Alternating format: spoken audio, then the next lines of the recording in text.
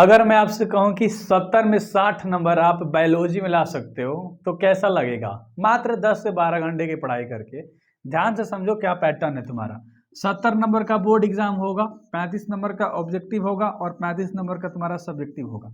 इसमें 30 नंबर का प्रैक्टिकल था जिसमें तुम 27 नंबर, 25 नंबर, 24 नंबर पकड़ के चलो। तुम्हारे कॉलेज के अकॉर्डिंग कि कितना दे सकता है वो तो तुम जानते हो भाई, प्रैक्टिकल में तुम्हें कितना नंबर मिल सकता है, राइट। हम लोग इस 70 नंबर के ऊपर बात करने वाले हैं, काफी डिटेल में बात करूंगा। एंड इस वीडियोस को देख लेते हो ना भाई, तो आप 70 में 60 तो लाने वाले हो। आज आपका दिमाग का पूरा एकदम जो पैटर्न है ना, लॉक है ना, उसे खोलने वाला हूँ। ध्यान से सुनो। इस 35 नंबर में तुम्हें 70 को ऑब्जेक्टिव देगा, 70 को देगा, तुम्हें 35 को टिक करना है, ना ही ज्यादा करना है, ज्यादा एक भी मत करना, निगेटिव मार्किंग हो जाएगा। 35 को ही करना है, ज्यादा नहीं करना है, ठीक है। आप ध्यान से सुनो। इस 35 ऑब्जेक्टिव को आप मात्र 4 घंटा में कंप्लीट कर रहे होगे। अगर अभी से समय देते हो, जब तुम वीडियोस को देख रहे हो, तो तुम बहुत बारीकी तरीके से कंप्लीट कर पाओगे एंड तुम्हारा एक बेहतर नंबर बन रहा होगा। कैसे? ध्यान से समझो। चैप्टर वाइज चीजें आप करो। सबसे पहले मेरे भैया, अगर आपका चैप्टर वाइज कंप्लीट है ना, तो फिर इंपॉर्टेंट वाला ऑब्जेक्टिव करो, टॉपिक वाइज वाला इंपॉर्टेंट करो, इस तरह से ऑब्जेक्टिव करो। लेकिन ये जो चैप्टर वाइज जितना ऑब्जेक्टिव निकल सकता है ना, वो सारा चीज कर लो। सारे गाइड रट डालो, यूट्यूब पे किसी के वीडियोस लगा के देख डालो, लेकिन चैप्टर वाइज बायो में कर लो। फिजिक्स में, केमिस्ट्री में, बायो में, तीनों सेम पैटर्न है, मैं बताता हूँ, ठीक है। तो सबसे पहले चैप्टर वाइज चीजें याद करोगे। एक दिन, 2 दिन, मात्र 3 दिन या एक दिन में भी कंप्लीट कर सकते हो। एक दिन तो बहुत बोल दिया, 4 घंटे 3 घंटे अगर आप समय दे दो ना, तो हम बिल्कुल भी फोकस के साथ, तो बायो का पूरा ऑब्जेक्टिव आप रट जाओगे। कॉन्सेप्ट अगर क्लियर होगा तो याद भी हो जाएगा, पकड़ भी लोगे कॉन्सेप्ट से, तो ये सारी चीजें तुम्हारी कंप्लीट हो रही होंगी। अगला पॉइंट है, ऑब्जेक्टिव का खेला तो खत्म हो गया कि भाई कैसे करोगे। तो 70 में 35 नंबर तुम आराम से लेकर आने वाले हो। अब ध्यान से सुनो।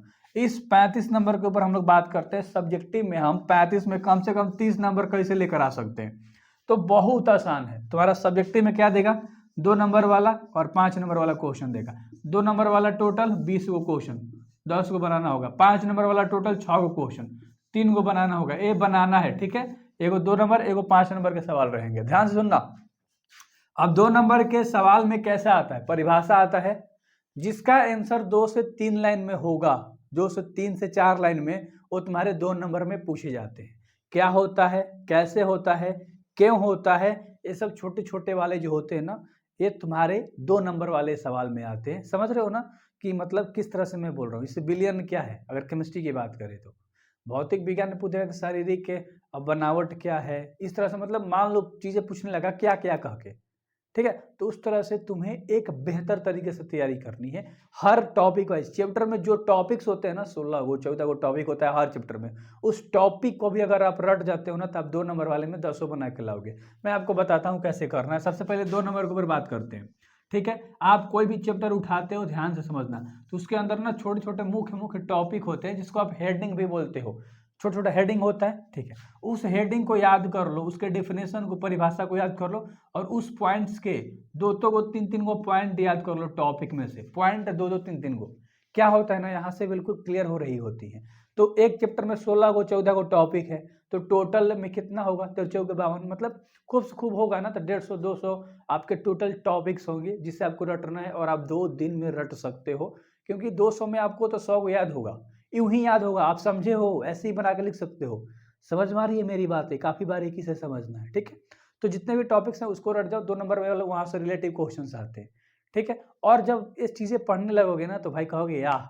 और जो लोग पढ़ चुके हैं ना, थोड़ा सा डिटेल में जाके पढ़िए, आप लोगों का 5 नंबर में भी काम करेगा। मान लो पॉइंट बना दिया 5 को, अगर किसी का आंसर नहीं पता है, 5 नंबर वाले की बात करते हैं, एक तो तुम्हारा डायग्राम आएगा, ठीक है, फिगर, चित्र आएगा बनाने के लिए, कुछ भी दे देगा। यूट्यूब पे सर्च करके किसी की वीडियोस देख लेना कि कौन कौन इंपॉर्टेंट है, या मैं बता दूंगा, सब्सक्राइब कर लो, कि कौन कौन इंपॉर्टेंट फिगर है जो तुम्हारे बोर्ड एग्जाम में बायो से रिलेटेड 5 नंबर में पूछे जाते हैं।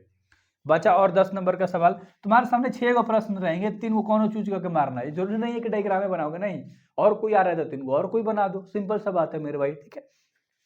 तो यहाँ से तुम्हारा एक डायग्राम कंप्लीट होता है। बचा 5 में और 2 को बनाना है।